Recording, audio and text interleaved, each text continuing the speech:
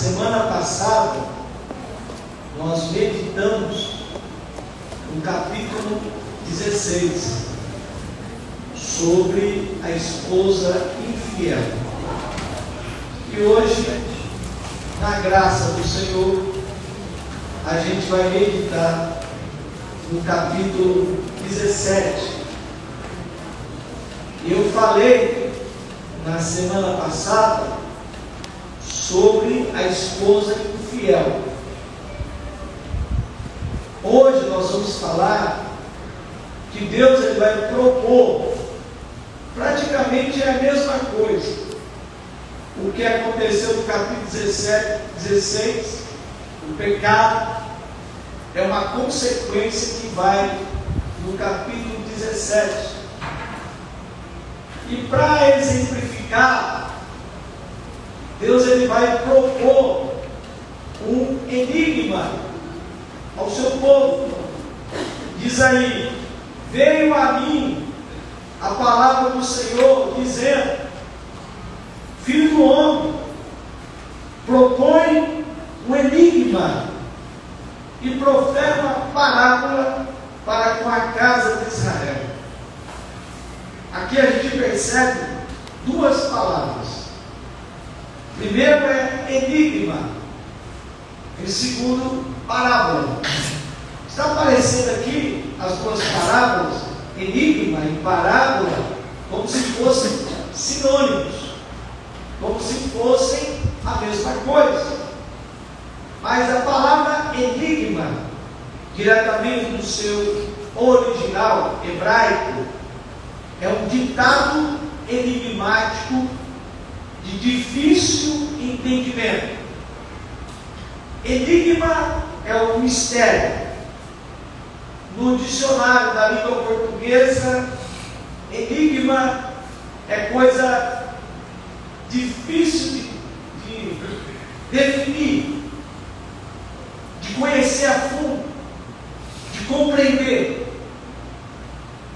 de tal modo que é necessária uma interpretação para tentar compreender, entender, discernir o enigma que se apresenta em parábolas ou alegorias. Então nós temos que ter discernimento, entendimento, compreensão para saber o significado de um enigma. E quando eu estava dando a definição aqui, escrevendo a definição, eu me lembrei da história de Juízes, capítulo 14, quando Sansão ele vai propor um enigma para os filisteus, quando ele mata aquele leão na beira do caminho, e depois de alguns dias, na carcaça daquele leão está ali abelhas produzindo mel. E ele então diz assim: o enigma que ele propõe é o seguinte: do que come saiu comida, e do forte saiu doçura. Ele propôs esse enigma para os filisteus. Em troca, ele daria algumas roupas. No final, por causa da pressão da mulher, ele revelou o enigma. E a resposta é: que coisa é mais doce do que o mel? E o que é mais forte do que o leão? Então ele revelou o enigma aos seus inimigos, os filisteus. E a maioria dos enigmas e parábolas ensinam lições morais, é o que nós vamos ver nesta noite. Lições morais e princípios para a vida. Jesus, em seu ministério, ele vai fazer uso de várias vezes das parábolas, para fazer entender a dinâmica do reino de Deus. E ele vai nos ensinar: o reino de Deus é como um grão de mostarda que alguém pegou e semeou no seu jardim. Cresceu, tornou-se um arbusto e os pássaros do céu foram fazer ninhos nos seus ramos. Lucas 13, 18 a 21. Então ele vai utilizar parábolas para exemplificar, explicar, manifestar o reino de Deus. É assim que ele vai fazer uso da parábolas. Uma coisa interessante que na maioria das vezes, no que se tange a parábolas, não se utiliza animais para exemplificar, explicar o princípio da vida. Somente no que se tange aos enigmas, ou alegorias, que vai utilizar a figura de animais. Aqui que então vai dizer assim para nós: assim diz o Senhor Deus. Interessante que o profeta Ezequiel, ele vai citar o Senhor Deus, Adonai e Yahvé, mais de 80 vezes no seu livro. Adonai e Yahvé é uma descrição de um soberano eterno. Quando ele se manifesta, meus amados, como Adonai e Yahvé, Adonai significa soberano, o Senhor do universo, aquele que domina todas as coisas. Então, toda vez que você pensar na palavra Adonai, o Senhor, ele é Adonai, ele é Senhor, ele é soberano sobre todas as coisas. E quando fala de Yahvé, eu sou o que sou, o Deus que está acima de tudo e de todos, o Deus que não está preso ao tempo, ao passado, ao presente, ao futuro. Não, ele está acima do tempo. O tempo de Deus é um tempo eterno, é um tempo kairos. E ele apresenta um enigma no capítulo 17, cheio de ameaças, e que mediante o seu poder, essas ameaças ocorrerão. Primeira coisa. Uma outra coisa que a gente percebe de Adonai e Yahvé é que ele fala também do seu poder de restaurar o seu povo no futuro, no tempo futuro. E aí então nós vamos ver esse enigma. Ele diz assim: eis que uma poderosa águia, com grandes asas e plumagem, comprida, cheia de penas de várias cores, voou em direção ao Líbano e, chegando lá, pousou na copa do mais exuberante dos cedros. Isso aqui é a versão da King James. Agora na outra versão, da linguagem de hoje, diz assim: era uma vez uma águia gigantesca, de asas enormes, bem abertas, toda coberta de lindas penas. Quando está falando desta águia, a gente está falando de um enigma. Não é para você entender, não é para você pensar que é uma águia literalmente falando, não. Mas está falando que ela tem asas enormes, cheias de plumas, de cores variegadas. Quando está falando de asas enormes, está falando do poder dela, das cores variegadas, várias cores. Ela é uma ave de rapina implacável. Ela ataca com descidas rápidas, contra as quais não há defesa. E essa ave, ela representa, ela simboliza o grandioso rei da Babilônia, Nabucodonosor. Então não está falando, é o enigma. Deus está propondo o enigma, E essa águia representa Nabucodonosor. Quando fala das suas asas, asas com cores variegadas, diferentes, está falando do seu reino. Um reino que foi conquistando nações, povos, etnias, até mesmo Jerusalém, fora conquistada por Nabucodonosor.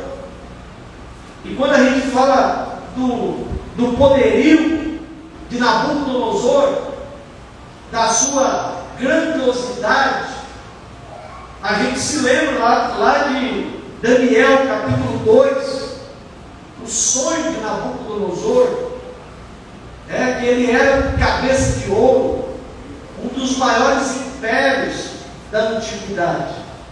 Quando a gente olha para a história antiga, a Síria, Babilônia, Império Medo-Persa, Império Grego, Império Romano, todos esses impérios existiram no passado.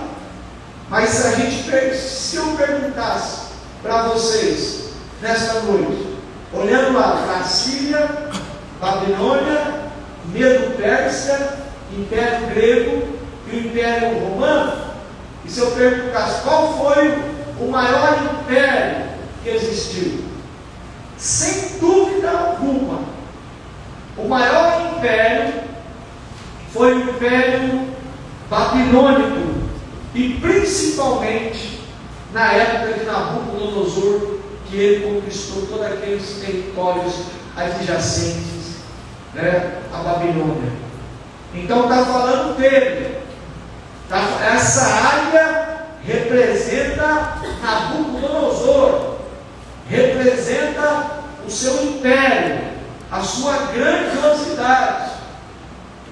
E o que ele vai fazer? Eu pergunto para os irmãos. Arrancou, olha o que a águia faz.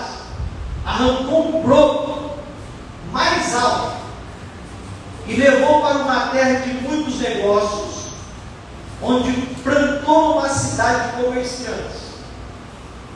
O broto, a águia aqui está cheia de penas, porque ela incorporou muitos países ao seu império, falando da Babilônia.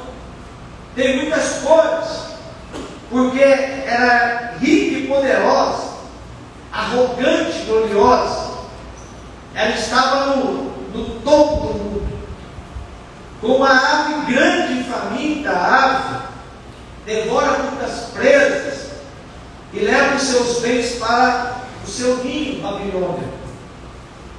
A águia agarra o ramo e arranca o ramo do cedro, arranca aquele ramo, levando-o embora. Esse ramo não é simplesmente um ramo de uma árvore, mas esse ramo, ele tem a simbologia, ele representa Joaquim, rei de Judá, filho do rei Josias. Está em vista aqui, quando a Babilônia, pela primeira vez, deportou todo o povo, praticamente 10 mil pessoas foram deportadas, 10 mil pessoas foram levadas para a Babilônia. O ramo alto representa um rei, o homem no topo da hierarquia de uma nação. Esse homem aqui é Joaquim.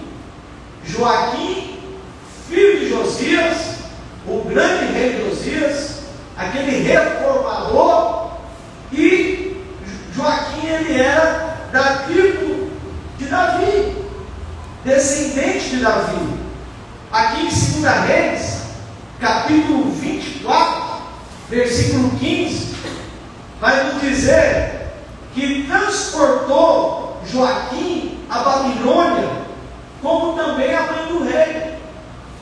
Não somente Joaquim foi mandado para a Babilônia, não somente sua mãe, mas também os líderes, os generais, os comandantes, os artesãos, até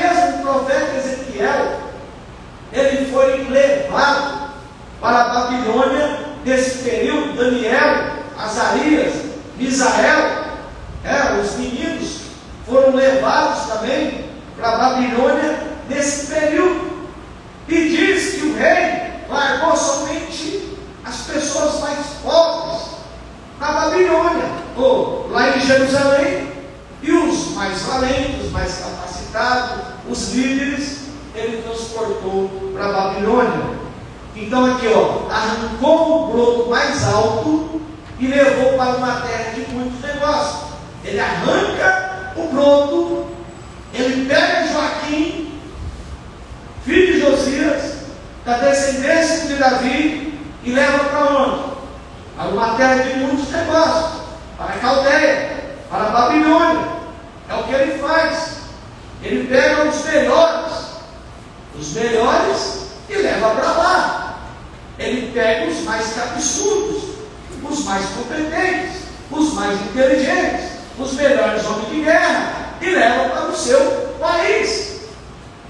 Por isso que ele se tornou o maior comandante de todos, porque ele tinha essa ideia, a ideia de chegar, pegar os melhores e colocar ao seu serviço. Foi o que ele fez com Daniel, com Sadraque, Mesaque e Abednego.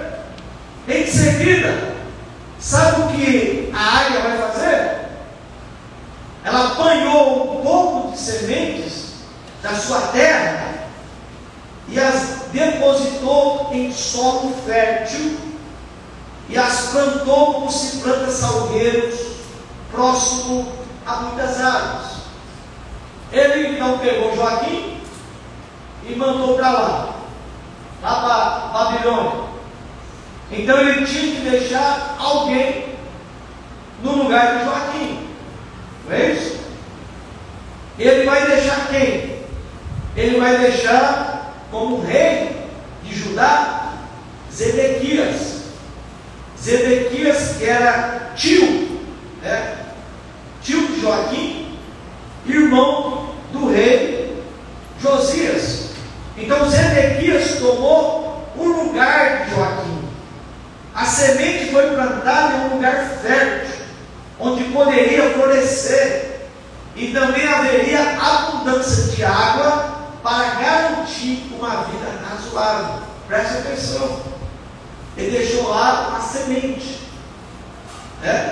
Ele poderia ter deixado alguém dele, algum caldeu, algum babilônico, mas não. O rei Nabucodonosor lhe deixou uma semente. O tio de Joaquim, irmão de Josias, para cuidar daquelas pessoas e daquela terra. Diz aí em 2 Reis, capítulo 24, versículo 17: e o rei da Babilônia estabeleceu a Matanias. O nome dele era Matanias, seu tio, rei em seu lugar. E ele colocou o nome dele de Zedequias. Deixou de se chamar Matanias e se tornou o quê? Zedequias. E o que aconteceu?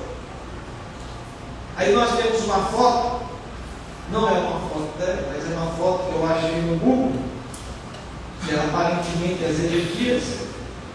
A planta cresceu, diz o versículo 6, no período em que ele governou, ele vai governar Judá, sendo mandado pela Babilônia durante 11 anos. Ela tornou uma parreira baixa, mas esparramada, uma plantação de videira, de uvas.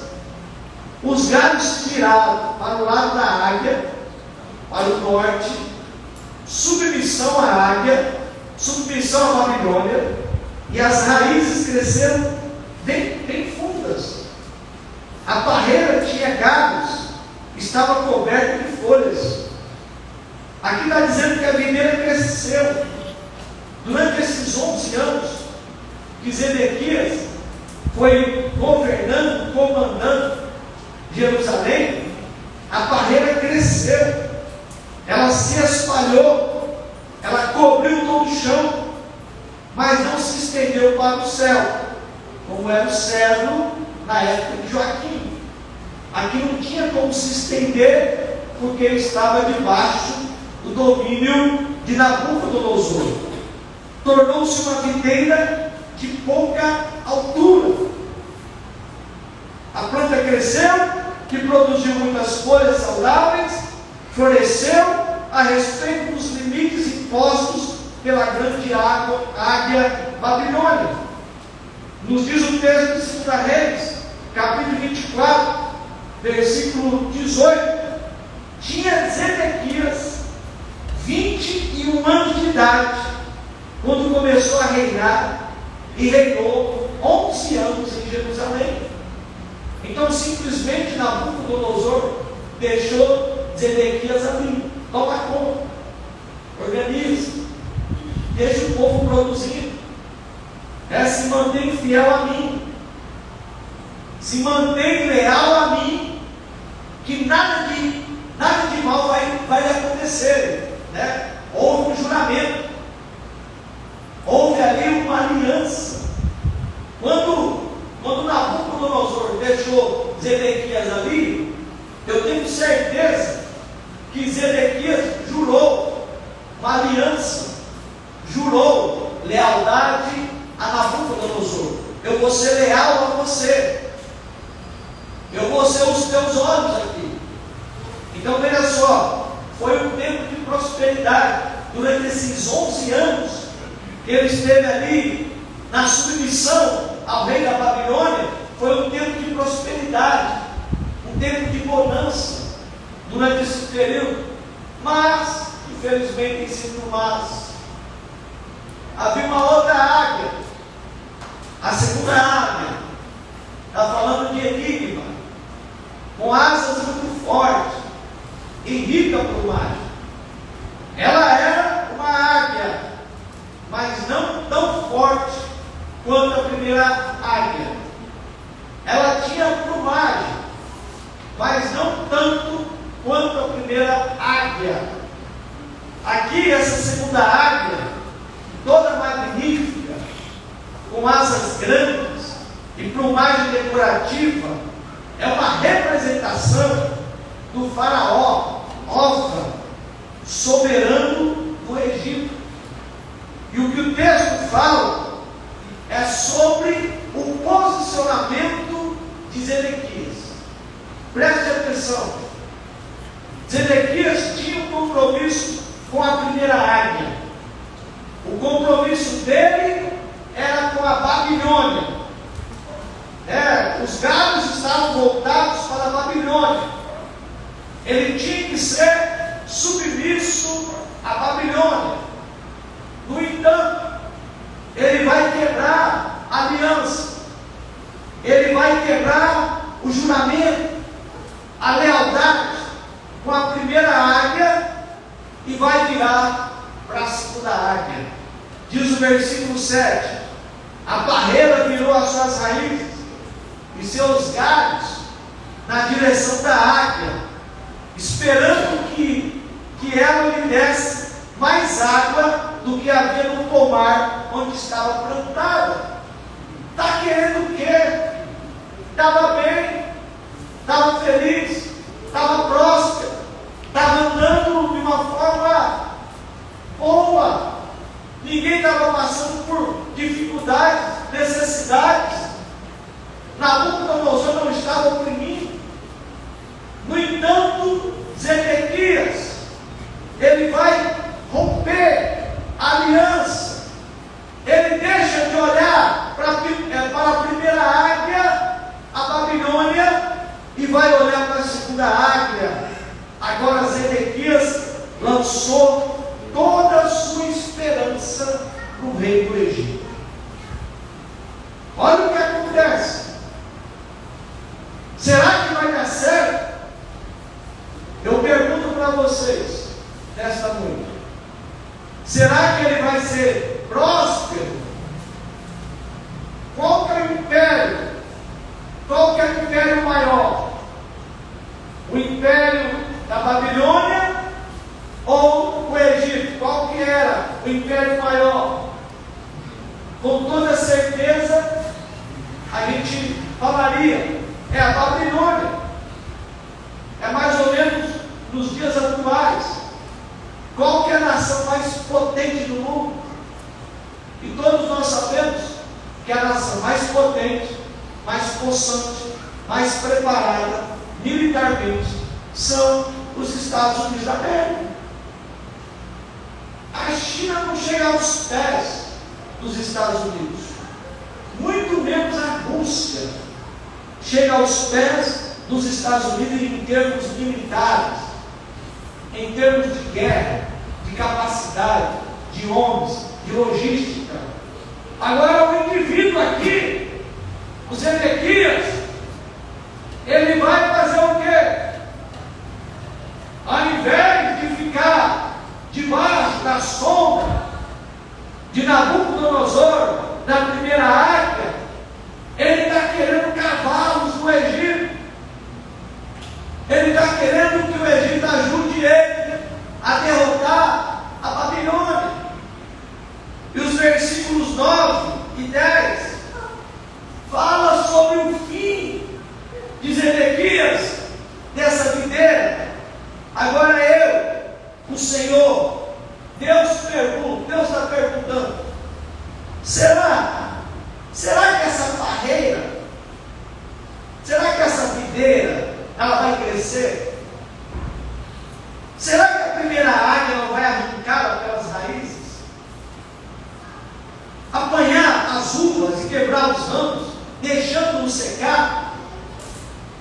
São perguntas retóricas e ao mesmo tempo afirmativas. Está dizendo: olha, Nabucodonosor vai vir. Quando ele ficar sabendo que Zedequias, rei de Judá, virou os seus ramos, e não somente os ramos, mas também até as raízes. Quando Nabucodonosor ficar sabendo que Zedequias quebrou a lealdade, a aliança que fizeram com ele, e agora estava namorando o Egito, ele vai vir com seus homens, e as perguntas é essa: será que a barreira vai crescer?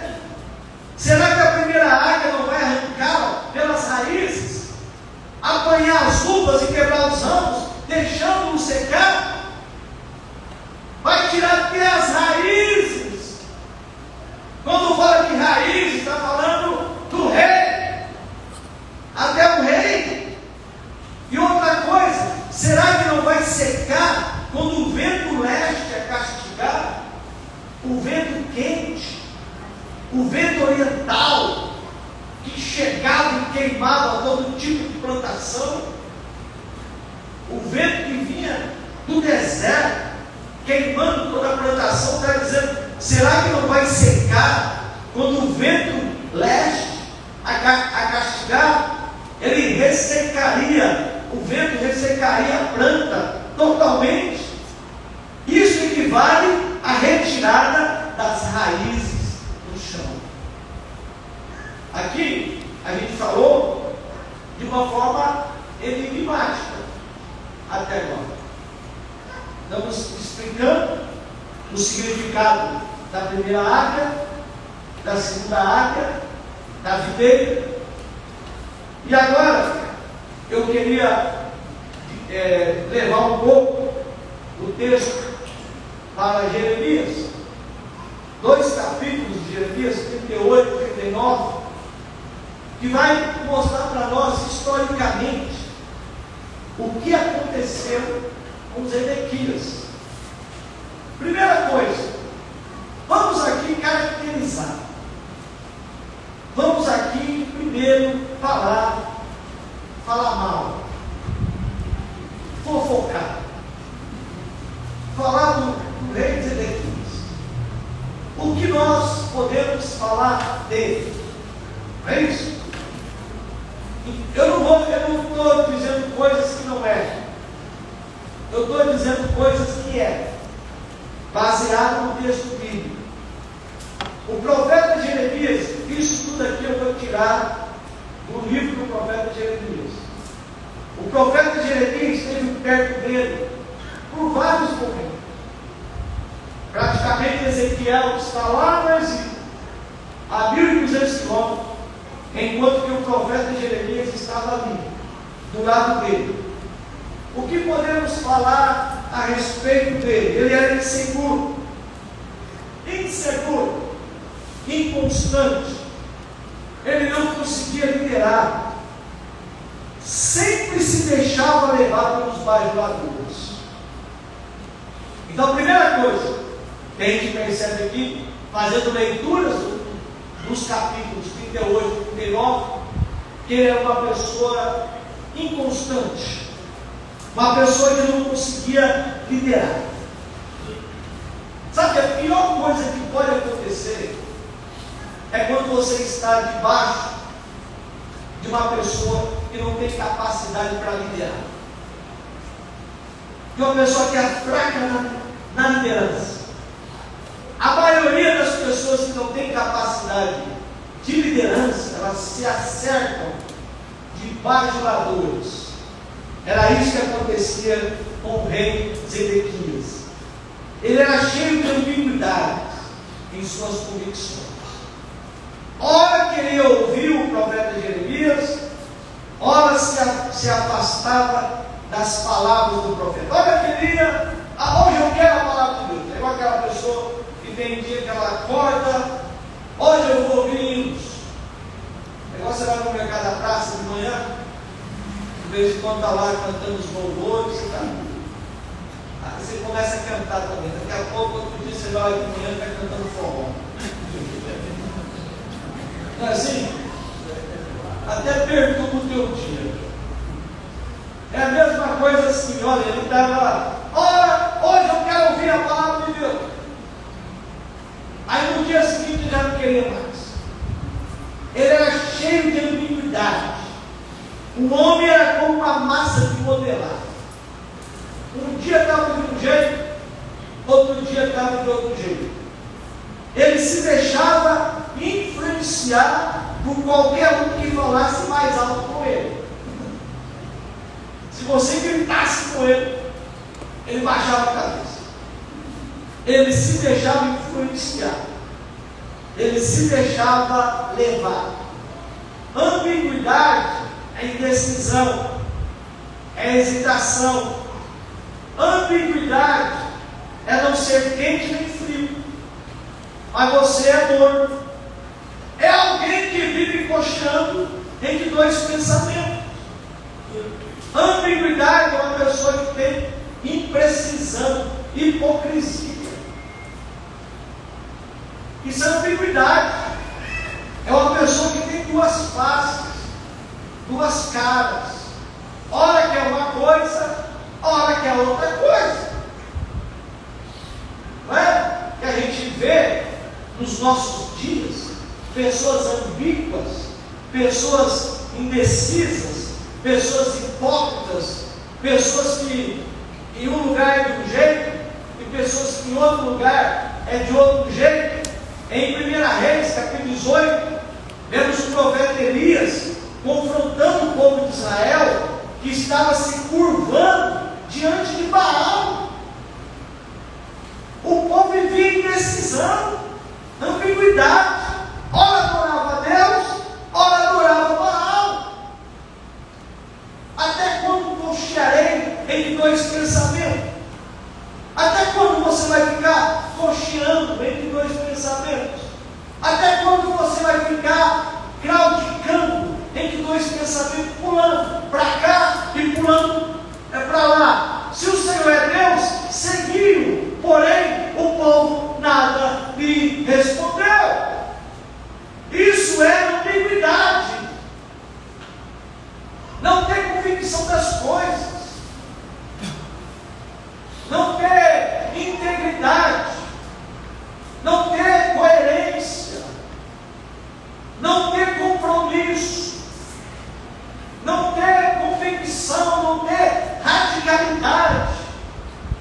A pior coisa, meus irmãos, é você conviver com uma pessoa cheia de ambiguidade. Não tem coisa pior. Um dia quer, outro dia não quer. Um dia louva, outro dia peca. E assim vai. Por exemplo, quando o profeta Jeremias, só um exemplo de ambiguidade.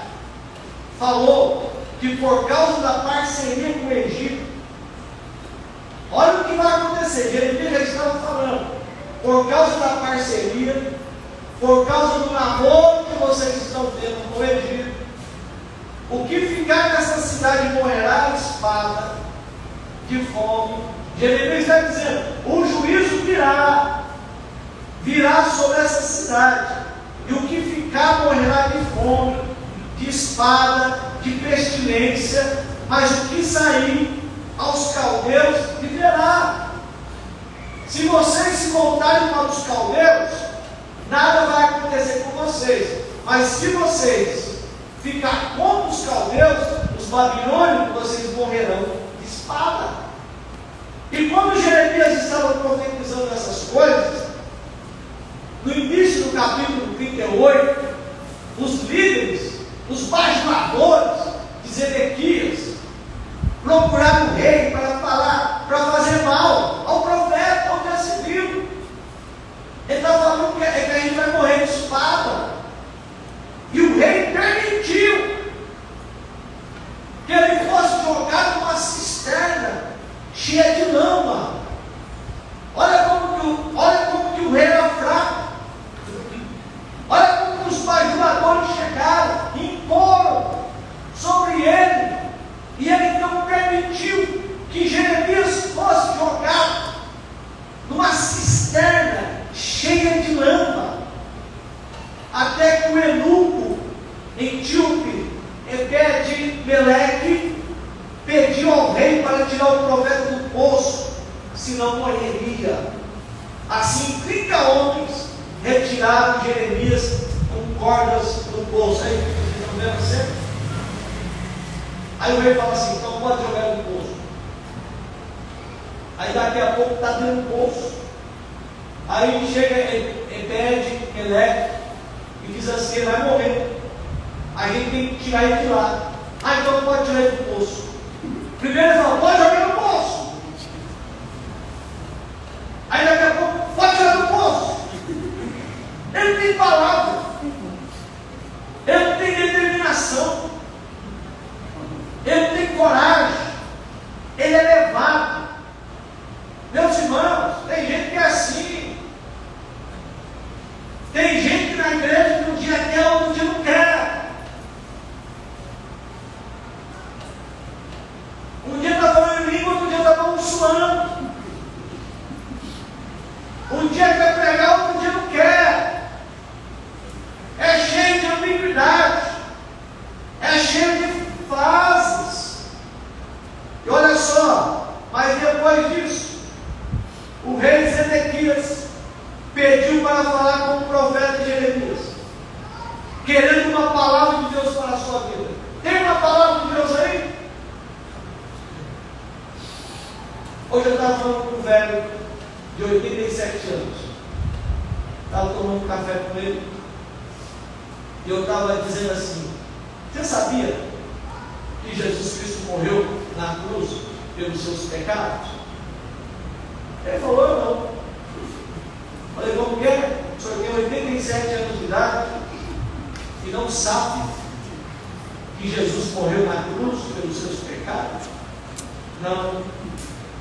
Uma outra coisa que eu falei para ele, que ele achou muito bonito, uma expressão do pastor Billy Graham, quando o Billy Graham, em uma das suas mensagens, ele diz assim, que quando ele chegar lá no céu, ele não vai apresentar o seu currículo, as almas que foram ganhadas pela pregação dele, mas a única coisa que ele vai dizer, que ele vai para o céu, baseado unicamente no sangue de Jesus. É o sangue de Jesus que nos salva. Ele olhou assim para mim, é mesmo? O sangue de Jesus que salva é o sangue de Jesus. E eu tenho 87 anos e ninguém falou isso para mim. Eu estou falando hoje para o Senhor que o sangue de Jesus tem poder para te salvar, para te purificar, para levar o Senhor para o céu. Aleluia! E assim, meus irmãos, ele está dizendo, Zedequias chega para o profeta Jeremias e diz: tem uma palavra de Deus aí para mim?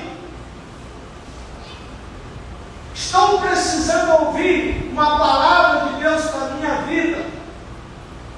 Que ela estava querendo ouvir. E ele então vai advertir Zedequias, admoestar, arguir, acautelar, inteirar, notificar, orientar, prevenir, intimar. Todas essas coisas fazem parte da advertência que Jeremias vai dar ao rei Zedequias. E o profeta então lhe diz: se voluntariamente saíres aos príncipes do rei de Babilônia, então viverá a tua alma, e essa cidade não se queimará a fogo, e viverá tu e a tua casa. Está percebendo aí o que está dizendo? Se voluntariamente saíres aos príncipes do Egito ou da Babilônia, nada vai acontecer com você, nada. Se você se entregar ao rei da Babilônia, Nabucodonosor, a águia maior, nada vai acontecer com você. Nada vai acontecer com você, nada vai acontecer com a sua mãe, nada vai acontecer com a sua esposa, nada vai acontecer com os seus filhos. E também nada vai acontecer com a cidade de Jerusalém. Olha só, meus irmãos, a decisão que eu tomo, a decisão que você toma, não envolve somente eu, não envolve somente você. A decisão que tomamos envolve todo mundo que está ao nosso redor. Todo mundo. Se você obedecer, nada vai acontecer com você, nada. No entanto, se não obedecer à voz do Senhor, se não saíres aos príncipes do rei de Babilônia, então será entregue esta cidade na mão dos caldeus, queimá-la-ão, e tu não escapará da mão deles. Se você não obedecer, essa cidade vai ser queimada, e você não vai escapar das mãos deles. E ele diz ainda: estenderei uma rede de caçador e o pegarei nela. Eu o levarei a Babilônia e o castigarei ali, pois foi infiel a mim. Os seus melhores soldados serão mortos em batalha, e os que ficarem vivos serão espalhados em todas as direções. Jeremias está propondo para ele a vida ou a morte. Existe uma proposta nessa noite, para mim e para você. Se você obedecer, tem vida. Aleluia. Se você fazer a vontade de Deus, tem vida. Tem bênção para você, tem bênção para sua casa, tem bênção para os seus filhos, tem bênção. Agora, se você não obedecer, tem consequências sobre a sua vida, sobre você, sobre a sua casa, tudo que diz respeito a você. Se obedecer, nada de mal iria acontecer com ele e sua família, com Jerusalém, nada. Deus pouparia todos os moradores de Jerusalém. Mas se não obedecesse a voz do Senhor, o mal viria sobre a sua casa, sobre Jerusalém e sobre a população de Jerusalém. Nada restaria. Deus advertiu, Deus avisou, Deus falou, Deus admoestou.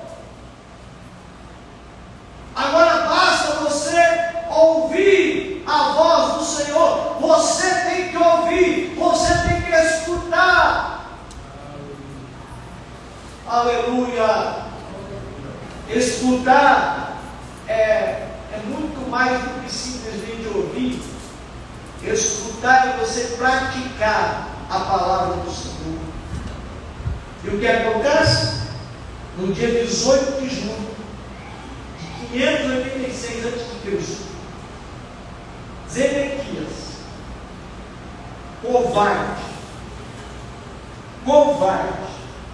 fujão, sem caráter, miserável na fita, ele abriu uma brecha no muro da cidade de Jerusalém. Não somente ele, não estava sozinho, não. Todos os homens de guerra fugiram, saindo de noite da cidade, pelo caminho do jardim do rei, pela porta dos dois muros, e seguiram pelo caminho da campina. Eles fugiram, fugiram dos caldeiros, não foram corajosos, fugiram pelas campinas do Jordão, indo em direção ao Jordão. No entanto, diz a palavra de Deus, que eles foram alcançados pelo exército babilônico, alcançados. E o rei Ezequias foi levado diante da Nabucodonosor em Riblá. E ali ele recebeu a sentença. A sentença, Jeremias já tinha falado. Jeremias já tinha profetizado. Qual seria a sentença do rei? Tudo que Jeremias disse lhe aconteceu. Qual foi a sentença? Presta atenção. Matou em Ribla, diante dos seus olhos, os seus filhos. Dá para você imaginar? Ali está lá Zedequias,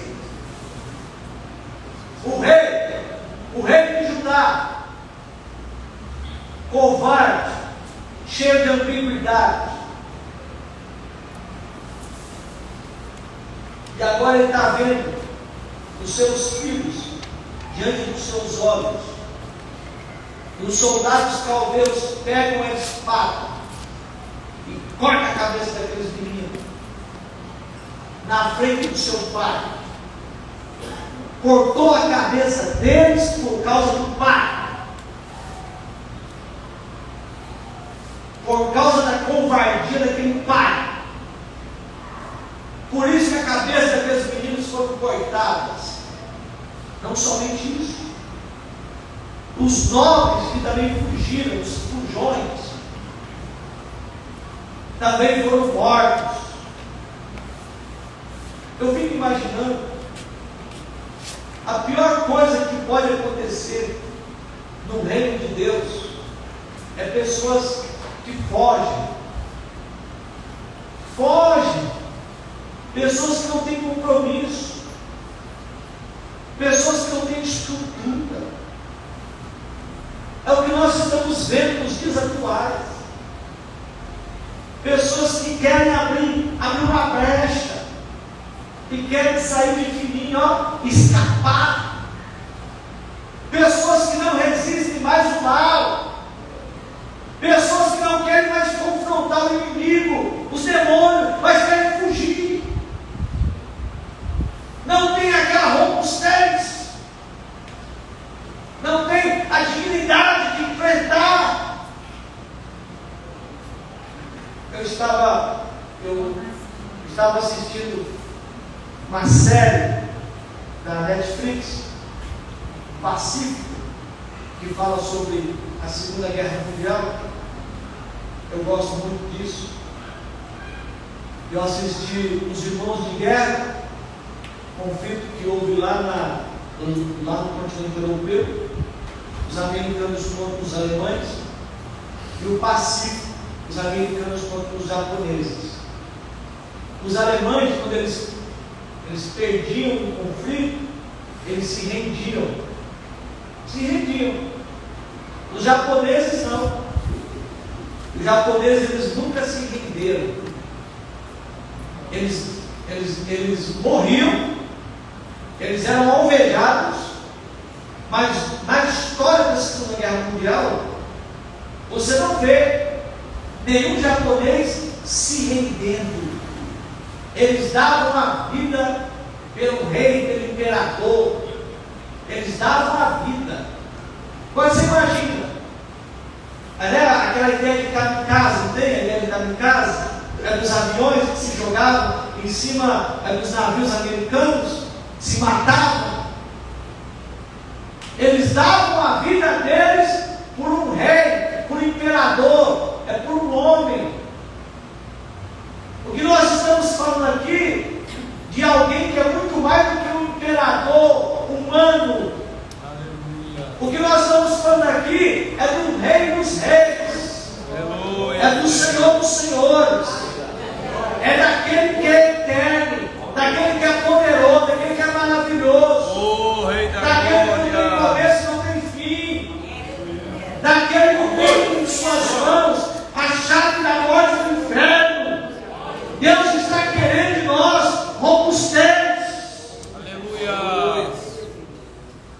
Não é soldados vacilantes, soldados que se deixam levar pela circunstância. Ele cegou os filhos de Zedequias e os atou com 2 cadeias de bronze. Ele foi 2 cadeias de bronze, 2 algemas colocado em Zedequias. Cegaram os seus olhos. Dá para imaginar?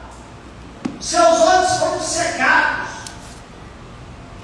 Primeiro mataram os filhos dele, depois colocaram algemas de bronze. É a mesma coisa que aconteceu com Sansão. Terceira coisa, cegaram os seus olhos. Tudo isso foi acontecendo porque deixou de cumprir a palavra de Deus, deixou de fazer a vontade de Deus, e todas essas consequências foram acontecendo na vida dele. E o que mais fizeram? Incendiaram a casa do rei. A casa do rei foi incendiada. Não somente a casa do rei, mas as casas das pessoas. Derrubaram os muros de Jerusalém. Todos os muros foram derrubados. O templo foi derrubado. O templo que Salomão construíra foi derrubado também. E o restante do povo que ficou na cidade, e os desertores, foram levados cativos para a Babilônia. Aqui você vê a cena, está vendo? Todo mundo sendo levado cativo para a Babilônia, por causa do gesto, por causa da covardia, por causa de alguém que não teve coragem, por causa de alguém que não quis obedecer a palavra de Deus, e veio todas essas consequências sobre a vida dele, dos seus filhos, sobre a vida da nação de Israel. Então, olha só, esse enigma é para nos ensinar, é para ensinar a mim, ensinar a você, a necessidade que nós temos de tomar um lado, ficar do lado de alguém, e ficar do lado certo, ficar do lado de Deus, não ficar do lado do mundo. É isso que está nos ensinando. Deus usou o profeta Jeremias para dizer: olha, se você fizer isso, se você obedecer a minha palavra, nada lhe acontecerá. Agora, se você não obedecer, se você desobedecer, se você for rebelde à minha palavra, tudo isso lhe acontecerá. E do jeito que Jeremias profetizou, aconteceu. Então, que venhamos nesta noite aprender e obedecer. é melhor do que qualquer coisa nessa vida. Amém, meus irmãos? Então vamos orar, vamos falar com Deus nesse momento, em nome de Jesus.